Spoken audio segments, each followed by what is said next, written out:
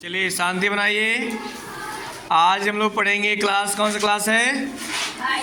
5 class का marathon के दौड़। और इस मैराथन के दौड़ के बारे में आज समझाएंगे।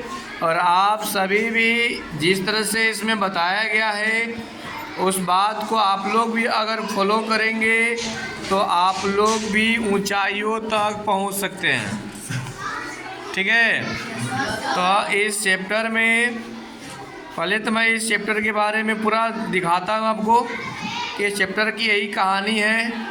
आप धीरे धीरे वीडियो को रुकाकर भी आप पढ़ सकते हैं, क्वेश्चन आंसर भी कर, ठीक है ना। तो आपके ऊपर डिपेंड है कि आप क्या कर रहे हैं, ठीक है ना।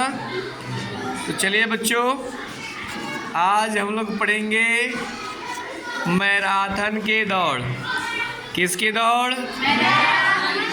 मैराथन के दौड़, ठीक है। चलिए ध्यान से सुनिएगा। कह रहा है कि तुम यूनान देश के बारे में पढ़ चुके हो। किस देश के बारे में? यूनान देश के बारे में पढ़ चुके हो।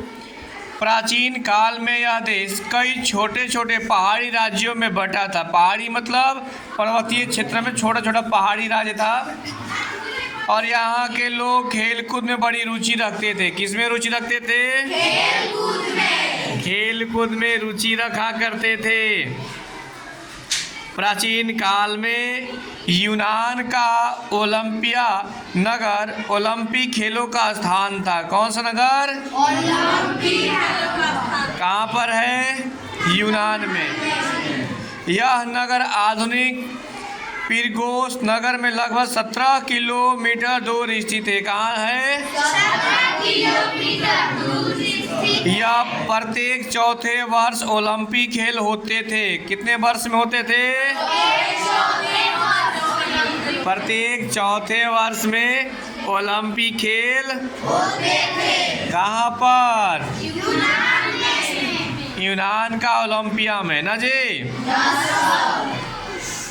जिसमें सभी राज्यों के खिलाड़ी होते थे। प्रत्येक राज्य के खिलाड़ी वहां पर खेला करते थे। इसी आधार पर आधुनिक युग में खेल कूद प्रतियोगिता का नाम भी ओलंपिक रखा गया। उसी के उपलक्ष्य में खेल कूद प्रतियोगिता का नाम क्या रखा गया? ओलंपिक रखा गया।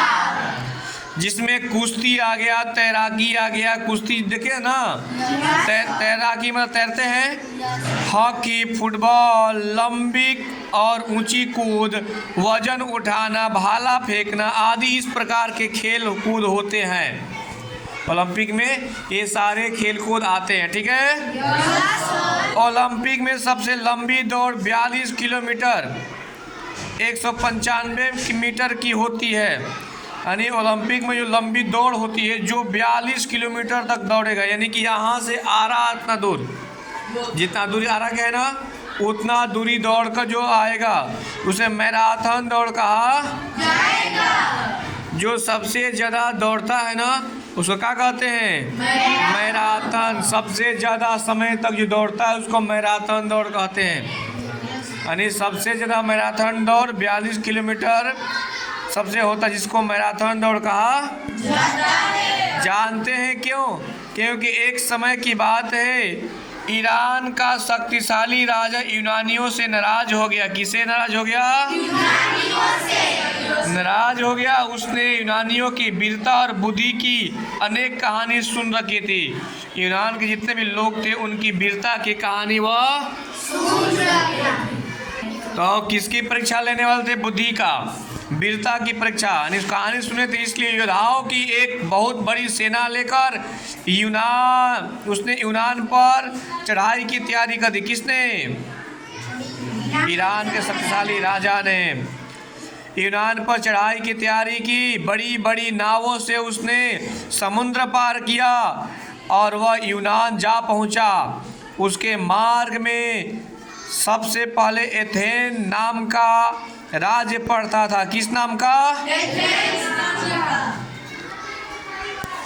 यूनान को जीतने के लिए एथेन को जीतना जरूरी था। अगर एथेन राज्य था, अगर उसको जीतता है ईरान, तब यूनान को जीत सकता था, नहीं तो पता नहीं क्या होता ना जी। जब एथेन निवासियों को यह समाचार मिला कि दारा की सेना समुद्र पार करके एथेन की भूमि पर उतर आई है, तो वह चिंता में पड़ गए। दारा की सेना बहुत बड़ी थी। उन्होंने सोचा कि हम अकेले बिना किसी दूसरे राज्य की सहायता के दारा को नहीं हरा सकते हैं। इसलिए उन्होंने यूनान के एक दूसरे सबल राज्य स्पार्ट से सहायता मांगने का निश्चय किया। स्पार्ट्स के जैसे योद्धा उस समय संसार में कहीं नहीं थे। वो कहा कि प्लीज़ हमारा मदद कर दीजिए, नहीं तो हमको दूसरा देश लूट कर क्या करेगा, लेकर चला जाएगा। फिर लूट लेगा तो फिर बचेगा का, फिर आपको भी हरा देगा, उधर कितने सैनिक बढ़ा लेगा। लेकिन स्पॉट एथेंस से 192 किलोमीटर दूर दक्षिण में था। सोच लिए 192 किलोमीटर दूर था। पहाड़ी जमीन थी, ऊंची नीची, उबड़ खाबड़, घोड़ा पर भी नहीं जा सकते थे लोग। रास्ते कैसे थे जी? उबड़ और घोड़ा भी नहीं जा सकते, पैदल ही जाना था। कैसे जाना था? 192 किलोमीटर सोच लीजिए। और समय बहुत कम था, यानी कि यहाँ से पटना फिर उतना दूर, दोगुना सोच लीजिए। पैदल इतना, क्यों? पहाड़ी एरिया था तो घोड़ा चढ़ नहीं पाया, ऊपर खबर रास्ता डिचिंग था रास्ता ना जी, गड़बड़ रास्ता था। अब गड़बड़ रास्ता में कोई चलेगा बढ़िया से? बहुत समय कह रहा है, घोड़े पर भी नहीं जा सकते, वे पैदल ही जाना था और समय बहुत कम था। एथेंस वालों को विश्वास था कि यह स्पोर्ट्स वालों को मालूम हो गया कि वे अवश्य सहायता करेंगे, पर प्रश्न यह था कि यह संदेश लेकर इतनी दूर जाएगा कौन? इतनी दूर जाएगा कौन? क्योंकि पैदल जाना है, पैदल जाने में 2 दिन, 1 दिन लगेगा, 2 दिन आने में 2 दिन, पचले दूसरा कोई सैनिक चढ़ाई करके मार देगा ना जी। एथेंस के बहुत से युवक तैयार हो गए। इनमें से एक फिलिप्पिडीज नाम का बहादुर नौजवान भी था, जो उस वर्ष ओलंपिक की दौड़ में यूनान में प्रथम आया था। दौड़ में क्या था? प्रथम आया था। यह काम उसे सौंपा गया कि जाओ दौड़ कर, तुम तेज दौड़ता है, जाओ जल्दी दौड़ करके वहाँ जाओ, पहुँचा कराओ समाचार ना जी। जो तेज दौड़ेगा उसी को न भेजेगा। अभी आप कैमरा में कैद हो रहे हैं, इसलिए शांति रहिए। एथेंस ने बहुत से युवक तैयार हो गए। उसमें से एक ये तो हो गया फिलिप्पीज जानता था कि यह काम बहुत कठिन है, पर अपने देश की स्वतंत्रता उसे अपने प्राणों से भी प्यारी थी। इसलिए वह फौरन चल पड़ा और 2 दिन 2 रात लगातार दौड़ता रहा। रास्ते में कई पहाड़ी नदियाँ पड़ी, उसने उसे तैरकर पार किया। ऊंचे नीचे पहाड़ों पर भी चढ़ते चढ़ते उसके पैर में छाले पड़ गए थे। उसका शरीर थक कर चूर हो गया था। कई बार उसके मन में आया कि थोड़ा आराम कर ले, लेकिन उसे डर था कि यदि वह शीघ्र ही स्पोर्ट्स ना पहुंचा और समय पर स्पोर्ट्स वालों की मदद न मिली, तो उसका देश सदा के लिए दारा का गुलाम हो जाएगा। दिन रात दौड़ते रहा बेचारा, मेहनत करते रहा। 2 दिन 2 रात लग गया उसको पहुंचने में। यूनानी गुलाम होकर नहीं रहेंगे, मैं आराम नहीं करूंगा, क्षण भर के लिए भी नहीं रुकूंगा, यह सोचता हुआ दौड़ता गया और 48 घंटे से कम समय में वह स्पोर्ट्स पहुंच गया। 48 घंटा से भी कम समय में कहाँ पहुंच गया? स्पार्टस लिखा इसमें जी, स्पार्टा। मुझे शीघ्र ही स्पार्टा पहुंचना होगा, आराम करने का बिल्कुल समय नहीं है। देखिए यही बेच रहा है, पहाड़ियों को नदियों को पार करते करते वो पहुंचे जा रहा है। फिर देखिए क्या हुआ। फिलिप्पीज ने हाँफते हुए चिल्लाकर कहा, ईरानी आ गए। समुद्र के किनारे मैराथन के पास उसकी सेना उतर रही थी।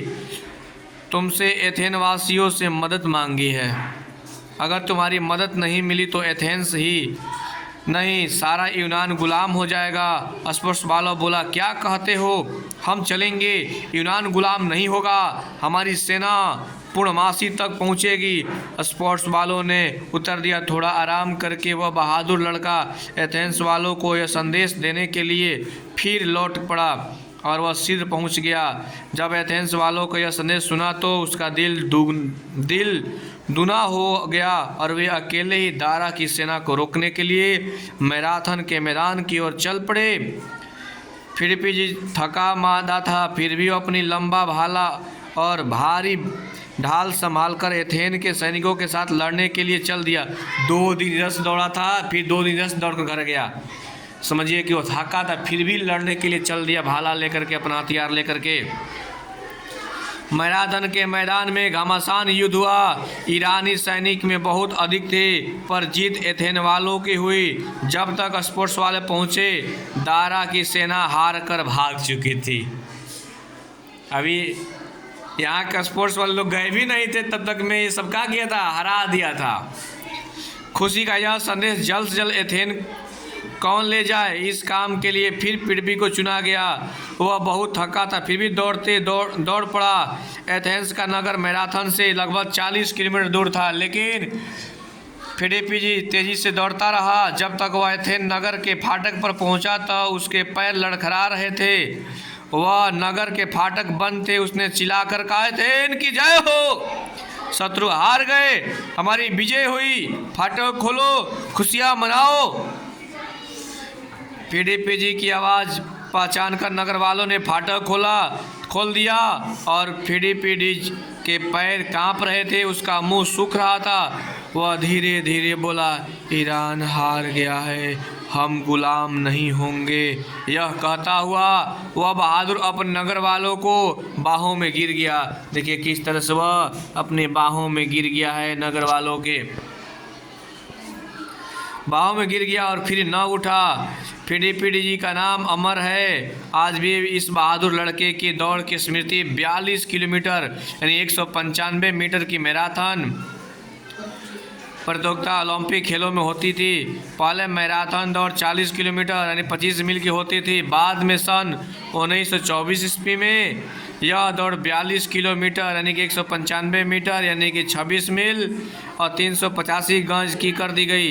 इस प्रकार इसका माननीकरण हुआ। किसका हुआ? मैराथन का। आया समझ में ना? तो हमें इस कहानी से ही शिक्षा मिलता है, अगर अपने गांव का जान बचाना होगा तो अपने गांव के लिए त्याग देंगे, बलिदान देंगे। राज्य के लिए तो राज्य के लिए बलिदान देंगे, और देश की बात आएगी तो अपने देश के लिए बलिदान देंगे। यानी कि मेहनत करेंगे, दूसरे को हराएंगे, कभी हार नहीं मानेंगे। जैसे आप लोग हार मान लेते हैं, कितना बड़ा सवाल है, हम कैसे लिखेंगे, कहाँ से लिखाएगा? नहीं, हमें अपने कर्म में विश्वास करना चाहिए। कर्म करते रहिए, फल आपको ऑटोमेटिक मिल जाएगा। धन्यवाद।